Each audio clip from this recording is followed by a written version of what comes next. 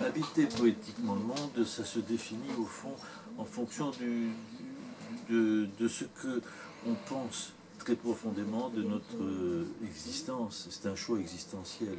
C'est-à-dire, est-ce que notre existence, comment elle se perd dans des chimères, dans cette vie sociale effrénée qui nous porte à des fonctions, comment dire, à des responsabilités, ou je sais pas, à des rôles en quelque sorte, ou est-ce qu'on pense que l'essentiel c'est tout simplement de vivre profondément et intensément les heures que nous avons à vivre, qui sont courtes dans l'existence, dans la compréhension du mystère de l'univers, mais aussi de ces émerveillements possibles, et de ce qui émerveille, disons, et aussi de tout ce que ça recèle d'inconnu à découvrir, à explorer.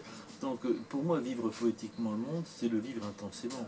C'est-à-dire, c'est évidemment cheminer à travers les chemins, des chemins concrets de la nature, etc. Mais c'est aussi cheminer à travers les chemins de sa vie dans une sorte d'attention, de curiosité, d'étonnement perpétuel, avec un appétit de la vie comme mouvement, comme élan, comme énergie.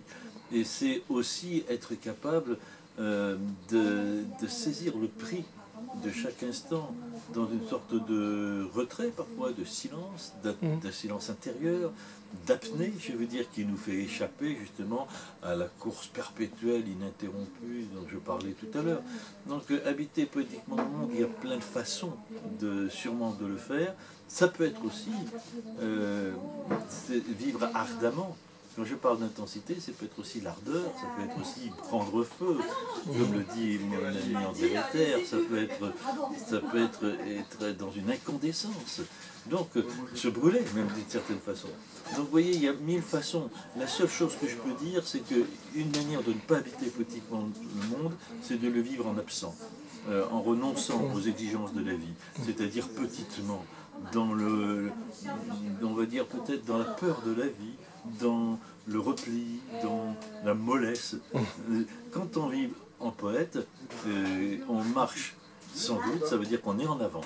C'est-à-dire, oui, ça peut être comme Jacques Lacarrière, traverser des paysages, traverser les pays.